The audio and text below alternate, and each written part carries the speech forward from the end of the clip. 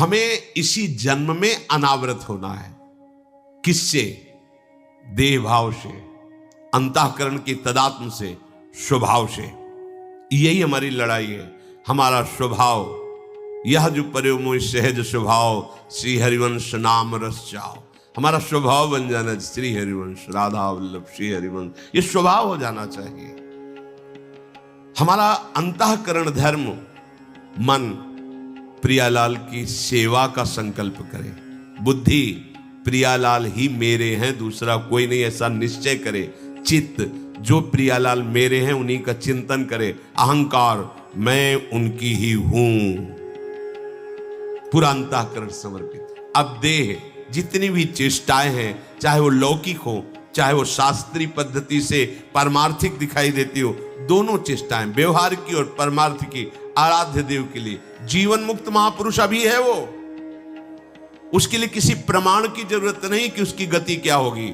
उसका हृदय प्रमाणित है कि हो गया हमारा काम।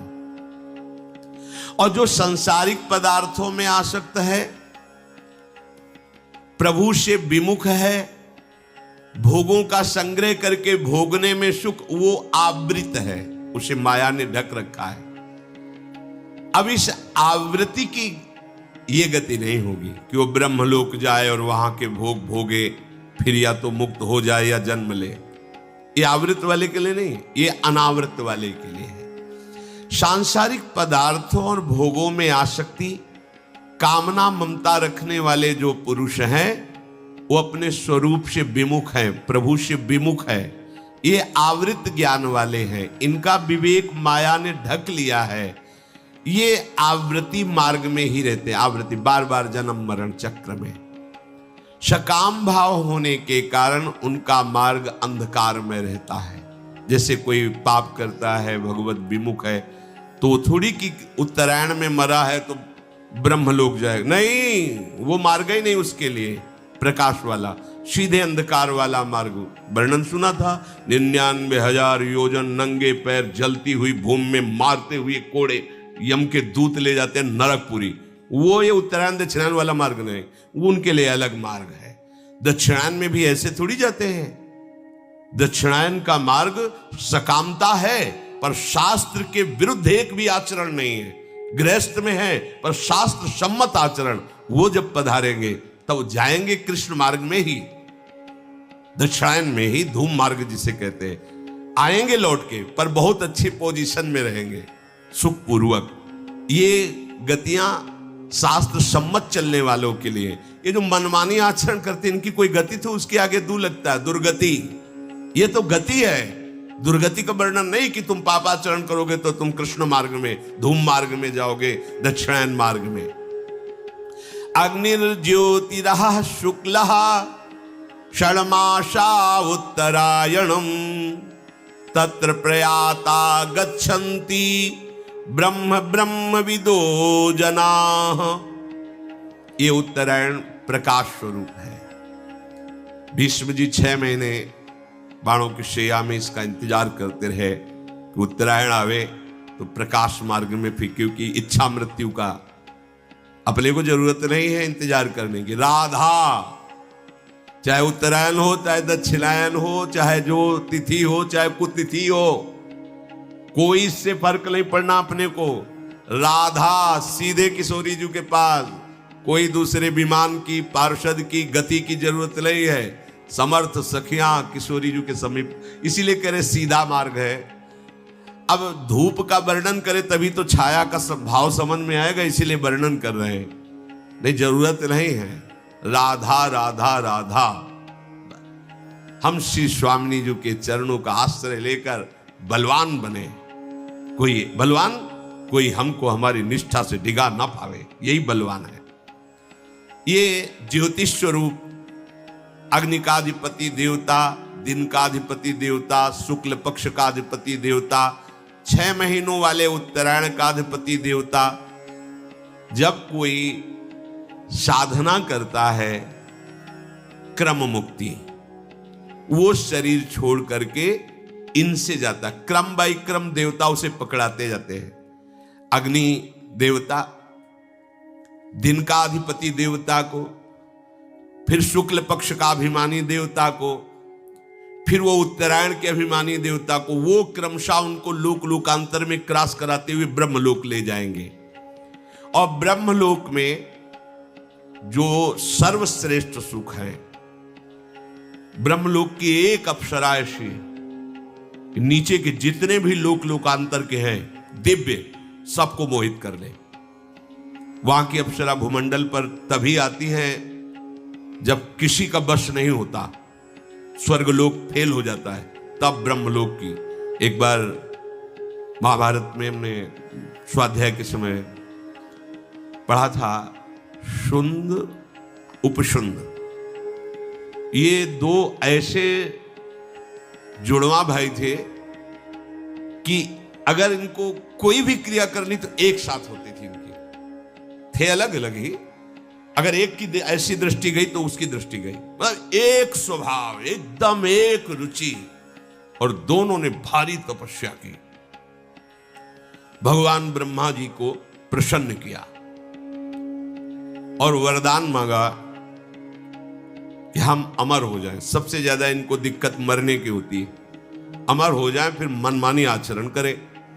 तो ब्रह्मा जी को भगवान का आदेश है कि वरदान देते समय योग्यता जरूर देख ले। तो योग्यता तो थी क्योंकि ऐसी भारी तपस्या की, पर स्वभाव नहीं था इस वरदान की योगी, इसलिए भगवान ने कहा अमर तो नहीं कर सकते, तुम बचने के उपाय में जो चाहो मांग लो।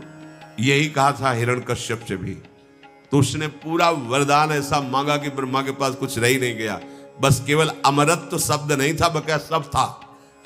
ऐसे ही इन्होंने विचार किया तो कहा तुम्हारे किसी भी विधान से ना मरूं, अगर मरूं तो मैं भाई भाई से ही मरूं। उन्होंने बिल्कुल ठीक है, बिल्कुल ठीक। और अच्छा उनको ये था कि हमारी दोनों में इतनी प्रीति है कि जो हम पसंद करते वही ये पसंद करते, जो हम चलते।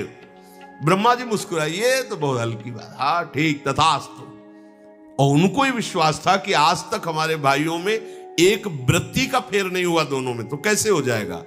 अब इन्होंने शुरू किया बड़े बड़े ब्रह्म ऋषियों के आश्रमों में आग लगा देना, अत्याचार, राक्षसी स्वभाव।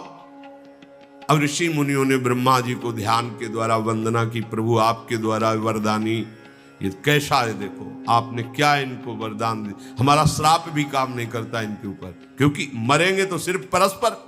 तो अब चाहे जितना बड़ा कोई तपस्वी श्राप देगा तो वो लागू नहीं होगा, जहां भस्म हो जा आगे ही नहीं लगेगी, क्योंकि वरदान ब्रह्मा जी पूरी सृष्टि के विधाता है। ब्रह्मा जी ने कहा चिंता मत करो, इनकी व्यवस्था हम कर रहे हैं। अपने यहां की एक अप्सरा भेजी जिसका नाम तिलोत्तमा था, अगर एक तिल भर कोई देख ले तो मूर्छित हो जाए, तिल की जगह। स्वर्ग में ऐसी अप्सराएं हैं कि जो ऋषियों के मन में क्षोभ पैदा कर दे। तो भगवान नारायण के जब नर नारायण तपस्या करे तो इंद्र ने भेजा, भगवान ने मुस्कुरा के कहा तुम्हारा नाच गाना हो गया हो तो बैठ लो, फिर चले जाना। सब आश्चर्यचकित हो गए कि नर नारायण के ऊपर भगवान ने इसे खिलवाड़ में अपनी जंगा में ऐसे किया तो उर्वशी जी प्रकट हो गई कि जो काम आया था भगवान को परास्त करने के लिए स्वयं मूर्छित हो गया उर्वशी को देख के। बोले जाओ इसको ले जाओ, स्वर्ग की सर्वश्रेष्ठ अप्सरा, इसके समान कोई नहीं। नारायण भगवान ने प्रकट, जहां उर्वशी का भी काम नहीं चलता वहां ब्रह्मलोक से तो तिलोत्तमा नाम की अप्सरा भेजी और कहा जाओ इन दोनों भाइयों में भेद करा दो। बोले ऐसे गई ऐसे आई, आप चिंता मत करो। तिलोत्तमा जिसका एक तिल देख ले तो वो जहां दोनों भाई बैठे हुए मदिरा आदि का पान करके उन्मत्त हो रहे थे, वहां से गेंद मारी और उनके पास फेंकी। जीव ही देखा भाग पड़े दोनों, एक ने दाया हाथ एक ने बाया हाथ पकड़ा, दोनों की तरफ देख के मुझसे। छोटे ने कहा भैया हाथ छोड़ो, हमने पकड़ा है, तुम्हारी बेटी के समान पवित्र है। उनका धूर्त कहेगा मैंने पहले पकड़ा, तुम्हारी मां के समान, भाभी मां होती है, अनुज वधु बेटी के समान पवित्र होती। तिलोत्तमा ने कहा हम तो तुम दोनों को एक ही भाव से देख रही है। बोले ऐसा नहीं हो सकता। तो बोले फिर ये तुम निश्चय करो कि हम किसकी होंगी।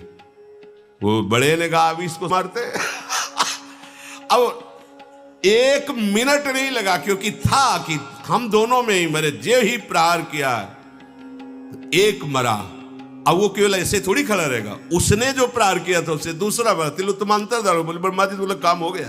एक क्षण में उस ब्रह्मलोक में जाकर के जो वासना बनी रहती वहां का सुख भोगते हैं, और अगर वासना टिकी रही तो फिर जन्म होता है एकाए को पछड़े में। इसीलिए हम कहते हैं राधा राधा राधा, कोई वासना हमें नहीं रोक पाएगी। नामे भक्ता प्रणश्यति, हमारे अंदर की वासनाएं हमें नहीं रोक पाएंगे, हमारी लाडली जो है ना। इसीलिए ध्रुवदास जी ने बहुत विचार पूर्वक ये दोहा लिखा हुआ है, यद्यपि भक्त अनन्य जो विषय इंद्रियन बस होए, कर्मठ कोटि जितेंद्रियन ते समलायन। अगर व्याख्या करके न समझाए तो आप फंस जाएंगे कि ऐसा कैसे। एक तरफ कह रहे करोड़ों जितेंद्री, एक जितेंद्री नहीं, करोड़ों जितेंद्री, करोड़ों कर्मकांडी साधना परायण श्यामा श्याम के अनन्य भक्ति की बराबरी नहीं कर सकते, जबकि वो जितेंद्री नहीं है। यद्यपि भक्त अनन्य जो विषय इंद्रियन बस होए, तो कर्मठ कोटि जितेंद्रियन ते समला, उनकी समानता नहीं कर। क्यों? उसे साधन का भरोसा है, इनको लाडली का भरोसा है, और लाडली का जिसे भरोसा है आज तक भरोसा टूटा नहीं, पक्का। ये आश्रय का मार्ग। इसीलिए जब मदाश्रय शब्द आया था तब कहा था समझो इस शब्द को, इसको समझ गए तो जीवन मुक्त होने में देर नहीं। हम हटाएंगे तो बची रह सकती वासना, लेकिन वो हटाएंगे तो वासना की बात ही नहीं रह जाएगी।